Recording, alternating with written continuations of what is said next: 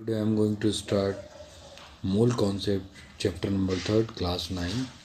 Mole is a very important concept. It was given by the Avogadro. According to Avogadro, all the things are measured in the mole consisting 6.02 into 10 to power 23 particle. 1 mole is equal to molar mass of any element, compound, molecules. It means 1 molar mass is equal to the 6.02 into 10 to power 20 particle. It means molar mass of any element, any compound in singular form or in complex form always consisting 6.02 into 10 to power 23 particles. Now there is some figures are given. 1 mole of carbon atom means 6.02 into 10 to power 23 particle and mass is 12 gram.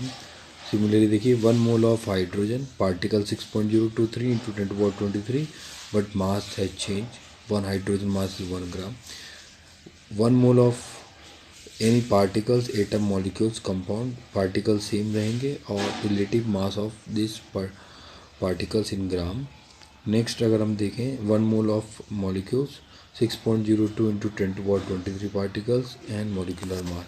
यानी अगर आप कोई भी चीज़ का 1 मोल में count करते हैं उसको, किसी भी एटम को, मॉलिक्यूल को, कंपाउंड को, आयंस को, वो पार्टिकल कंसिस्ट करेगा 6.02 into 10 to power 23 particle. But mass change होगा। मास उसका ग्राम एटॉमिक मास हो सकता है, उसका मोलर मास हो सकता है, उसका जो है कंपाउंड मास हो सकता है, एम्पिरिकल मास हो सकता है। मास चेंज हो सकता है बट पार्टिकल हमेशा सेम रहेंगे, कांस्टेंट रहेंगे। ओके, नाउ इसको हम समझते हैं 1 mole equal to 6.02 into 10 to power 23 particle equal to relative mass of gram.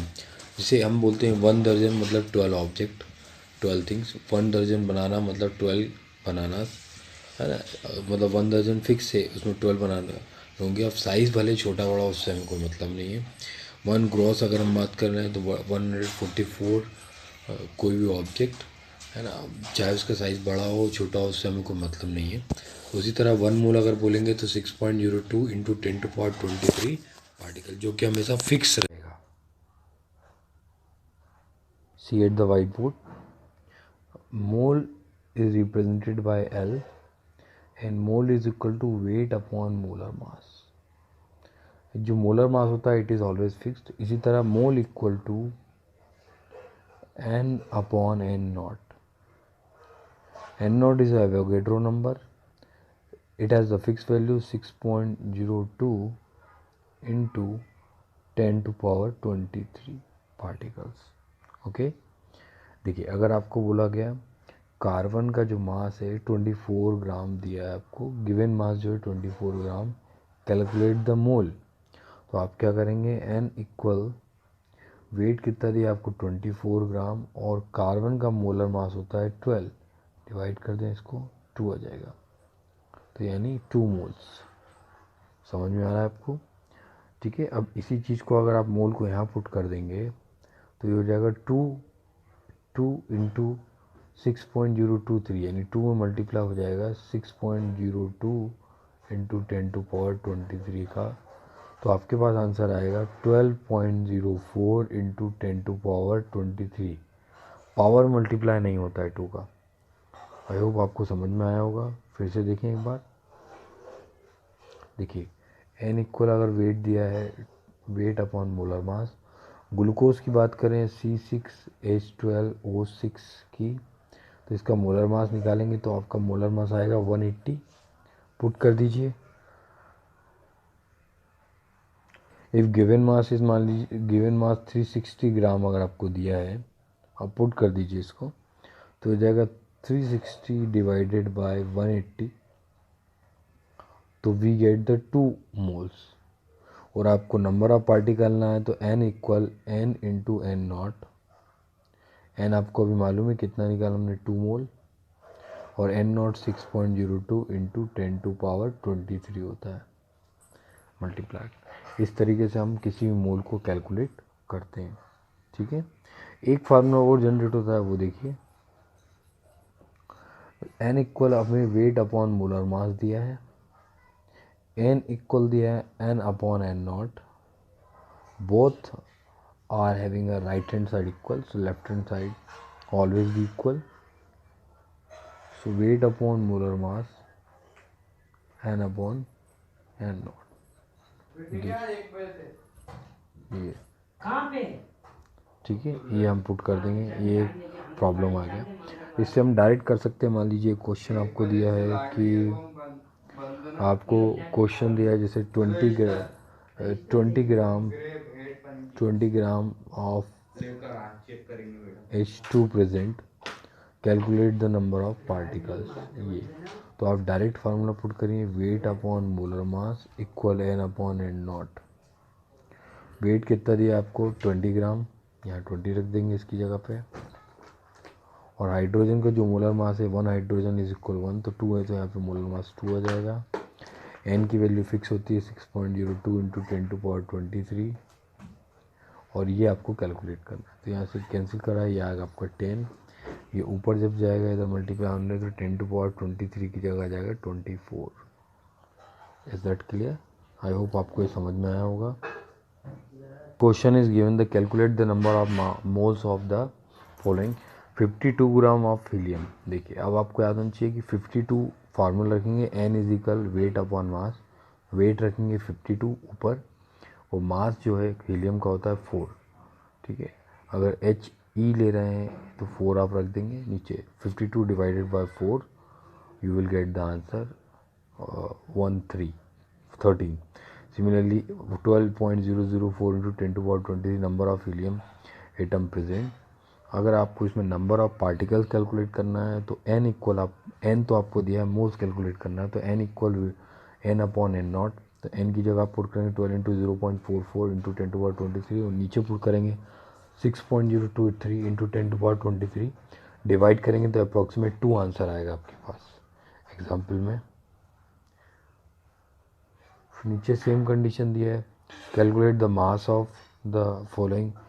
Formula put करें, n equal weight upon molar मास 0.5 मोल, स्मॉल n की जगह 0.5 मोल रखेंगे. n2 का मोलर मास जो होता है वो 28 होता है. आपको मास निकालना है, तो 0.5 इंटू 28 मल्टीप्लाई होगा तो आपका आंसर आ जाएगा. ओके, सिमिलरली 0.5 में आप मल्टीप्लाई करेंगे n मतलब 14 का, फिर 3.60 नंबर ऑफ पार्ट दिए हैं, डिवाइडेड बाय आप करेंगे 6.023, तो 0.5 आपके पास आएगा. 6.023 इंटू 10⁻23 दिया है, इसमें डिवाइडेड बाय 6.023 इंटू 10⁻23 ही करेंगे तो नंबर ऑफ मोल्स निकल जाएंगे. और मोल्स निकालने के बाद आप उसको मोलर मास से मल्टीप्लाई कर देंगे तो you will get the mass of substance. Okay, numerical दिए आप करने की कोशिश करेंगे. देखिए बहुत इजी न्यूमेरिकल दिए हैं, आप कर सकते हैं इसको. Now NCERT question, if the 1 mole of carbon weight is 12 gram, what is the mass of 1 atom of carbon? तो मास ऑफ 1 एटम ऑफ कार्बन अगर आपको मालूम है तो 1 एटम ऑफ कार्बन, देखिए 12 ग्राम एटम है, तो यहाँ पे 1 ग्राम एटम का मास पूछ रहा है आपसे, तो यहाँ पे आपको रखना पड़ेगा 1/12. n इक्वल रखेंगे, n इक्वल 1/12. तो 1 मोल दिया है तो मोल की जगह आपको 1 पुट करना पड़ेगा. वेट आपको निकालना है अपॉन 12, तो 1 इंटू 12 होगा तो 12 ही रहेगा answer. What which has the more number of atom, 100 gram of sodium और 100 ग्राम ऑफ आयरन. तो याद रखिए 100 डिवाइडेड बाई 23, सोडियम का मास होता है 100 डिवाइडेड बाई 23, तो आपके पास लगभग 4.32 अप्रॉक्स आंसर आएगा सोडियम के लिए. और वहीं अगर अपन आयरन का बात करें तो आयरन का एटॉमिक मास दिया है 56, तो 1.3, तो डेफिनेटली सोडियम के अंदर नंबर ऑफ मोल्स ज़्यादा होंगे.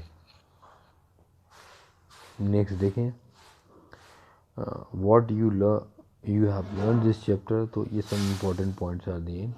Law of conservation, according to that the all the chemical reactions are balance, left and right sides are equal, left product side and reactant side having the same number of atom and particles.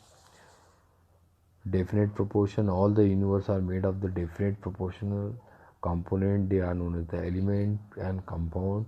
Improper ratio of element and compound to form a to form a mixture, homogeneous or heterogeneous. Okay, atom is the smallest part of substance, cannot be found in the free state. Atom combined with the another atom to form element. If atom combined with the same atom to form element and combined with the different atom to form a compound, but both are pure because have the fixed ratio. Okay, now the cluster of an atom of iron are called the polyatomic. जब एक atom होता है तो उसको हम, ठीक है, एक से ज़्यादा एटम अगर मिलेंगे तो वो एक क्लस्टर शेप बनाता है जिसको हम पॉलीएटॉमिक एटम कहते हैं. इसके अलावा जैसे C4 की बात करें, डायमंड, ग्रेफाइट, ये कार्बन के बने होते हैं, इन्हें क्लस्टर कहा जाता है. ओके, एटोमिसिटी मैंने बताया था, number of atom present in atom in molecules is called atomicity. जैसे carbon dioxide 1 carbon 2 oxygen, atomicity is 3. It is heteroatomic और होमोएटॉमिक, तो हम भी can say it is heteroatomic because different carbon and oxygen atom present. अगर हम इसी चीज़ की बात करें O3 के लिए, ओजोन के लिए, तो it is homoatomic because same type of atom are present. Okay, exercise question दिए हैं आपको. 0 point sample compound oxygen and boron was found by the analysis of 0.6 boron. Calculate the percentage composition of the compound. देखिए दोनों को plus कर देंगे आप, total weight आएगा, जिसका भी परसेंटेज निकालना उसको ऊपर रख देंगे. 0.24 डिवाइडेड बाय टोटल प्लस कर देंगे और मल्टीप्लाई बाय 100 कर देंगे, परसेंटेज आएगा 100 में. फिर एक वैल्यू को जो भी आएगी उसको 100 से माइनस कर देंगे, you will get the answer.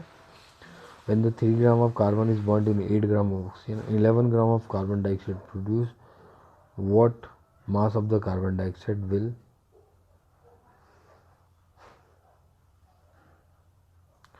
be formed when the 3 gram of carbon dioxide burned in the 15 gram. एक ये प्रोपोर्शनल का फॉर्मूला है. देखिए ऊपर होता है 3 ग्राम कार्बन डाइऑक्साइड और 8 ग्राम ऑक्सीजन के लिए 11 ग्राम कार्बन डाइऑक्साइड बनती है. तो अगर हम बात करें, हमारे पास अगर 3 ग्राम कार्बन डाइऑक्साइड है, 50 ग्राम ऑक्सीजन है, तो देखिए 3 ग्राम कार्बन के लिए आपको चाहिए था 8 ग्राम ऑक्सीजन और उससे 11 ग्राम आपको कार्बन डाइऑक्साइड बनाई. तो यहाँ पे केवल आपको 3 ग्राम कार्बन बर्न करना है और 50 ग्राम आपका, इसमें से एक एक्सेस होगा और एक लिमिटिंग होगा, जिसके अकॉर्डिंग आप करेंगे. What are the polyatomic compound in which the different type of atom are present. They are the polyatomic, like a glucose, sucrose, carbon dioxide. These are the polyatomic atom. Write the chemical formula: magnesium chloride MgCl2, calcium oxide CO, copper nitride CuNO3 का whole twice, aluminum chloride AlCl3, calcium carbonate CaCO3. Give the name of the element present in the following compound: quicklime, calcium and oxygen, hydrogen bromide, hydrogen and bromine, bakelite powder, sodium, hydrogen and carbon, oxygen, potassium sulfate, potassium, sulfur, oxygen.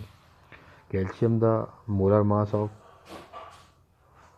Following substance. Ethylene, देखिए C2H2 दे, एक carbon का मास 12 होता है, तो 12 2 या 24, 24 plus 2, अगर हम बात करेंगे 26 हो जाएगा. सल्फ़र का मास एसिड दिया है, एक ऑफ सल्फ़र का मास 32 है, मल्टीप्लाई बाय 8 कर देंगे तो यू गेट द आंसर.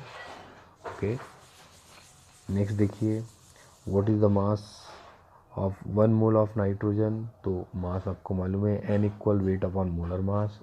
मोल आपको 1 दिया है, वेट आपको निकालना है. मोलर मास नाइट्रोजन एटम दिया है तो 14 रखना पड़ेगा, तो आंसर इसका 14 ही आएगा. 4 moles of एल्यूमिनियम, तो definitely n equal weight upon molar mass. Weight की जगह वेट आपको कैलकुलेट करना है. मोलर मास 27 दिया है, और अगर हम मास की बात, मोल की बात करें तो 4 × 27 इक्वल मास ऑफ एल्यूमिनियम आ जाएगा. करेंगे आप, convert the following into mole. 12 gram of, तो ये n इक्वल वेट अपॉन मास, जो मैं आपको बार बार एक फार्मूला बताया, n इक्वल वेट अपॉन मास, इसी फार्मूले से सब होंगे. ठीक है, ये चैप्टर आपका यहाँ पे ख़त्म हो जाता है. Thank you very much.